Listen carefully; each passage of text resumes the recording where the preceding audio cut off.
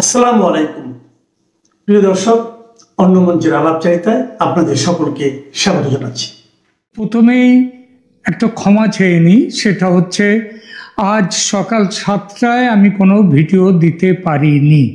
তার কারণ চোখের অসুবিধের জন্যে একটা ছোটোখাটো অস্ত্রোপচারের জন্য আমাকে হাসপাতালে থাকতে হয়েছিল কাল সারাদিন, এবং বেশ খানিকটা রাত্রে আমি বাড়িতে ফিরতে পারি।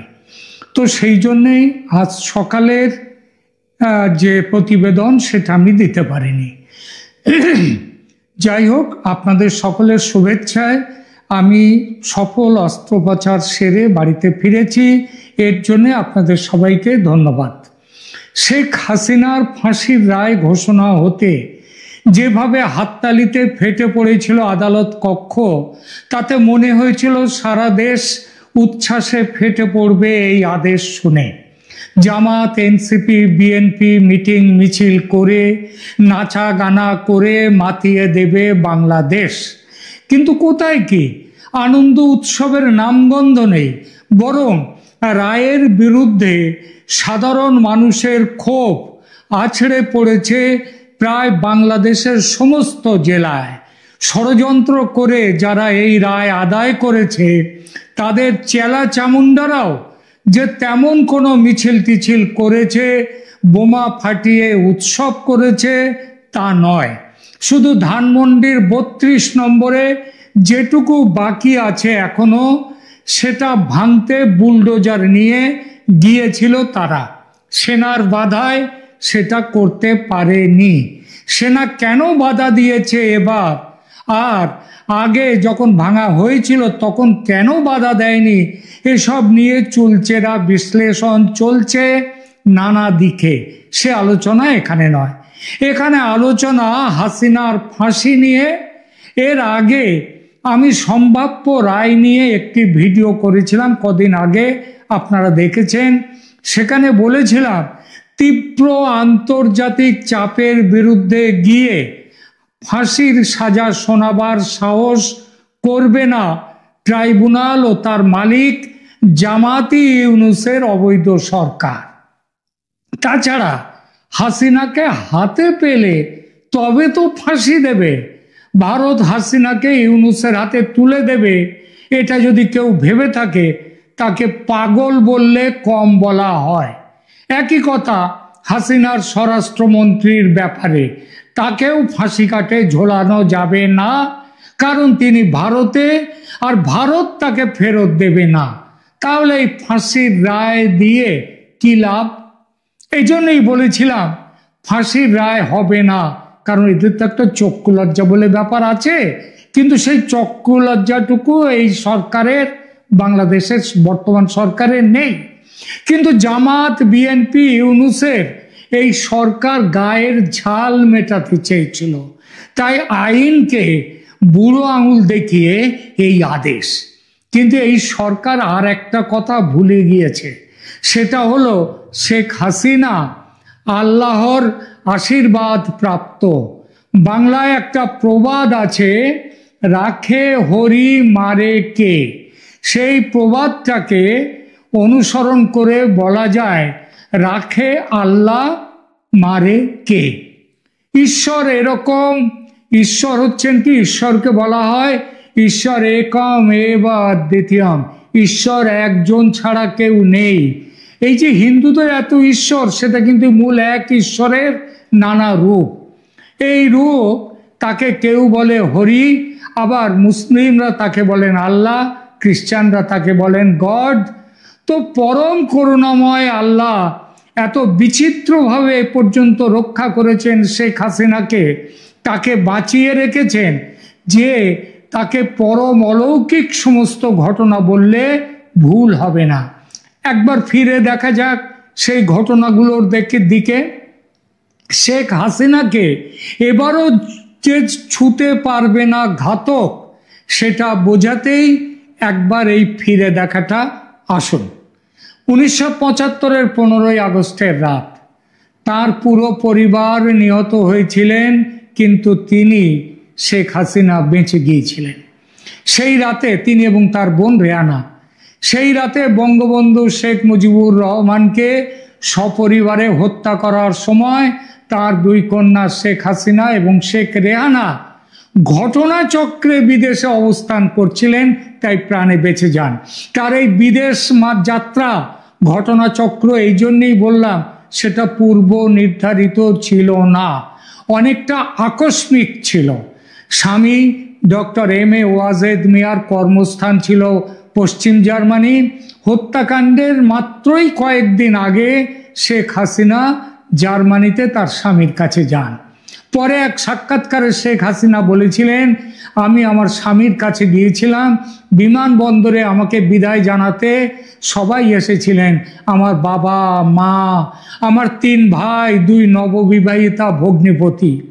শেখ হাসিনা জানতেন বাংলাদেশ ও পাকিস্তানের যুদ্ধ অপরাধী গুপ্ত ঘাতকেরা তাকে জার্মানিতে মেরে ফেলবে, কারণ তারা চায় বাঙালি জাতীয়তাবাদের মূর্ত প্রতীক শেখ মুজিবকে নির্বংশে হত্যা করতে চায় তারা।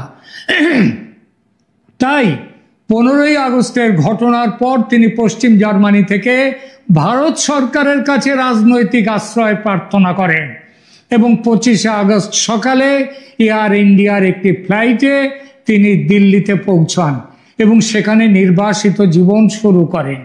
কেন ভারত?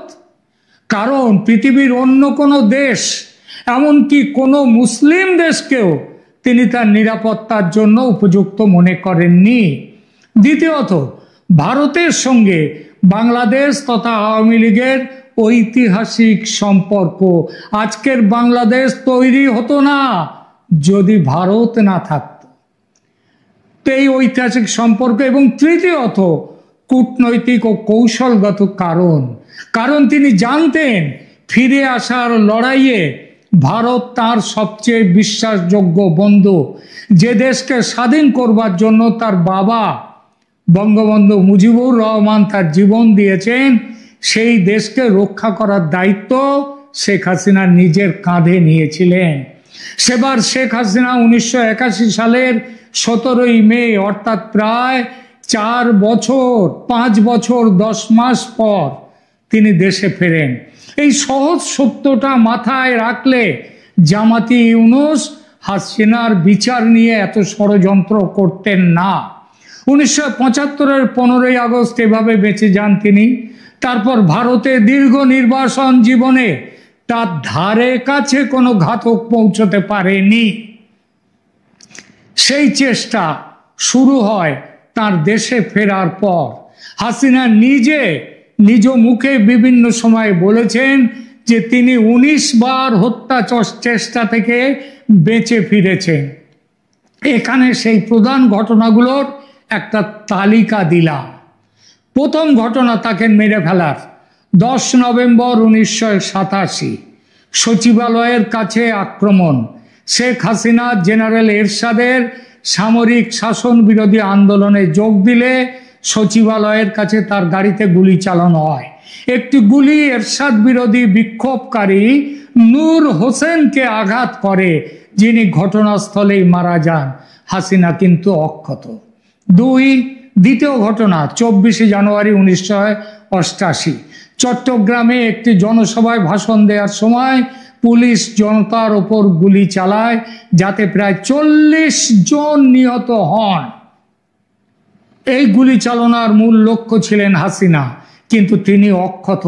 হাসিনা সেদিন অল্পের জন্যে প্রাণে বেঁচে যান। তৃতীয় ঘটনা 10ই আগস্ট 1989 ধানমন্ডি বাসভবনে বোমা হামলা হয়। 10 থেকে 12 জন ব্যক্তি, যাদের বেশিরভাগ ফ্রিডম পার্টির কর্মী, তারা ধানমন্ডির হাসিনার বাসভবনে বোমা ছোড়ে গুলি চালায়। এখানেও হাসিনার কোনো ক্ষতি হয়নি। চতুর্থ 11ই সেপ্টেম্বর 1991 গ্রিন রোড ঢাকা নির্বাচনী কেন্দ্র পরিদর্শনের সময় গ্রিন রোডে তার উপর গুলি চালানো হয়, তিনি অক্ষত অবস্থায় বেঁচে যান। পঞ্চম ঘটনা 13ই সেপ্টেম্বর 1994 ঈশ্বরদী রেল মার্চ। ঈশ্বরদীতে তার ট্রেন মার্চ কর্মসূচির সময় হত্যা প্রচেষ্টা চালানো হয়। রেলের কোচে যেখানে তিনি ছিলেন একাধিক গুলি ছোড়া হয়, এবারও তাকে মারা যায়নি। ষষ্ঠ ঘটনা, 7 ডিসেম্বর 1995 পান্থপথের রাসেল স্কোয়ারে একটি সমাবেশে ভাষণ দেওয়ার সময় তিনি হামলার শিকার হন। হামলাকারীরা এবারও ব্যর্থ। সপ্তম ঘটনা, 7 মার্চ 1996 ঢাকা বিশ্ববিদ্যালয়ের কার্জন হলে একটি সভা থেকে ফেরার পথে আক্রমণের শিকার হন। এতে 20 জন আহত হন। শেখ হাসিনা অক্ষত।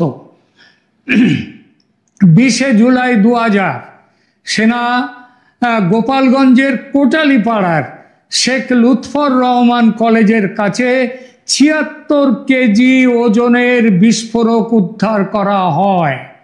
হাসিনার 2 দিন পর সেখানে গিয়ে একটি সমাবেশে ভাষণ দেওয়ার কথা ছিল। সেই উদ্দেশ্যে বিস্ফোরণ ঘটাবার জন্যেই ওই বিস্ফোরক পদার্থ সেখানে জমা করা হয়।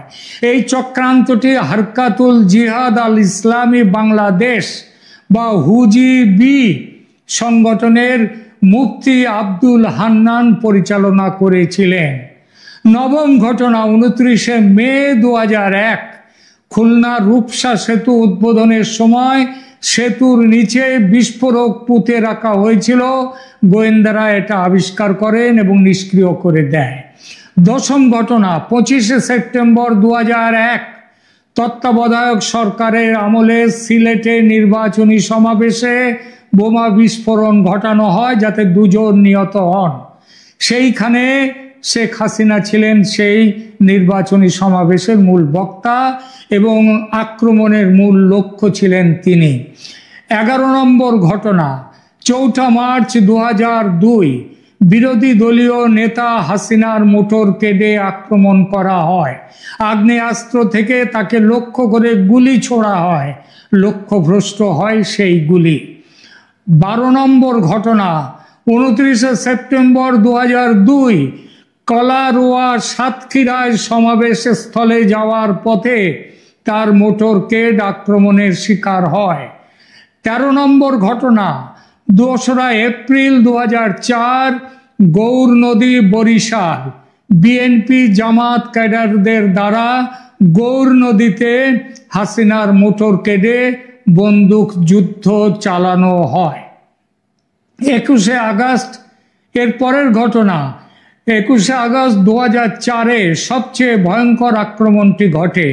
এটি বঙ্গবন্ধু এভিনিউ গ্রেনেড হামলা নামে কুখ্যাত।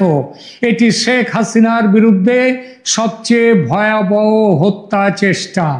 বিরোধী দলীয় নেতা হিসেবে বঙ্গবন্ধু এভিনিউতে সন্ত্রাস বিরোধী সমাবেশে ভাষণ শেষ করার পর বিকেল 5টা 22 13টি গ্রেনেড ছোড়া হয় তাকে লক্ষ্য করে।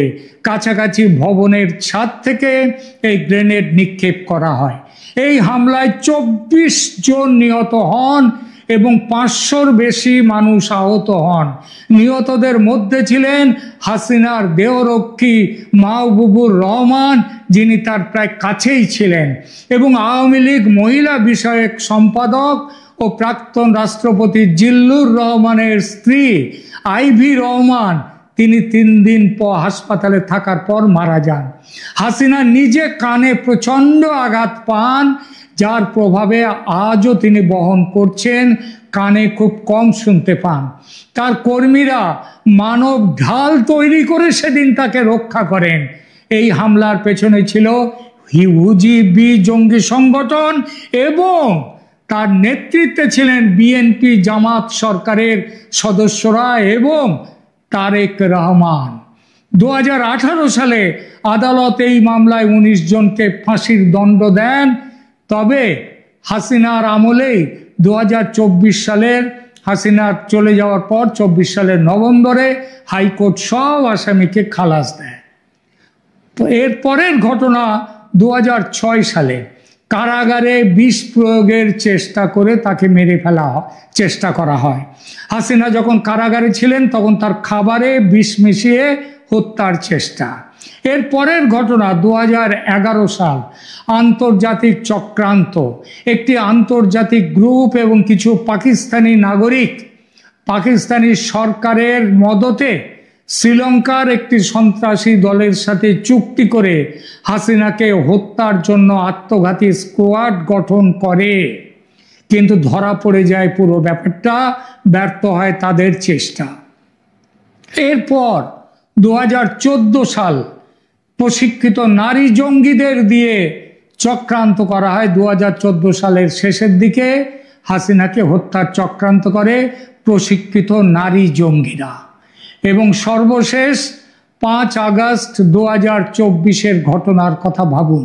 সেদিন তো তার বাঁচার কথা ছিল না, মব এগিয়ে আসছিল, স্নাইপার রাইফেল নিয়ে খুনি পৌঁছে গিয়েছিল, গণভবনে লুকিয়েছিল, এমনকি তার মৃতদেহ কিভাবে টুকরো টুকরো করা হবে সেসব পর্যন্ত ঠিক হয়ে গিয়েছিল, কিন্তু সেদিনও তাকে মারা গেল না। অসম্ভব একটা জায়গা থেকে তিনি বেঁচে গেলেন, ভারতে এলেন। এভাবে বারবার মৃত্যুর দরজা থেকে ফিরে আসার পেছনে কেউ যদি পরম করুণাময়ের আশীর্বাদ খুঁজে পান, তবে তাকে কি ভুল বলা যায়? শেখ হাসিনা স্বাভাবিকভাবেই তাই তার বেঁচে থাকার পেছনে আল্লাহর হাত দেখতে পেয়েছেন।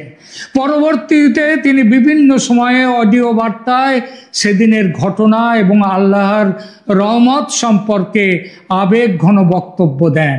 তিনি বলেছেন, মাত্র 20-25 মিনিটের ব্যবধানে আমরা মৃত্যুর হাত থেকে বেঁচে গিয়েছি। আমি অনুভব করি যে 21শে আগস্টের হত্যা চেষ্টা, মানে ওই গ্রেনেড হত্যা চেষ্টা থেকে বেঁচে যাওয়া, কোটালীপাড়ার বিশাল বোমা থেকে বেঁচে যাওয়া, 5ই আগস্ট 2024-এ বেঁচে যাওয়া, এ সবের পেছনে নিশ্চয়ই আল্লাহর ইচ্ছা আছে, আল্লাহর হাত আছে। অন্যথায় আমি এবার বেঁচে থাকতে পারতাম না। আল্লাহর রহমতেই মনে হয় আমি এখনো বেঁচে আছি, কারণ আল্লাহ চান আমি আরো কিছু ভালো কাজ করি।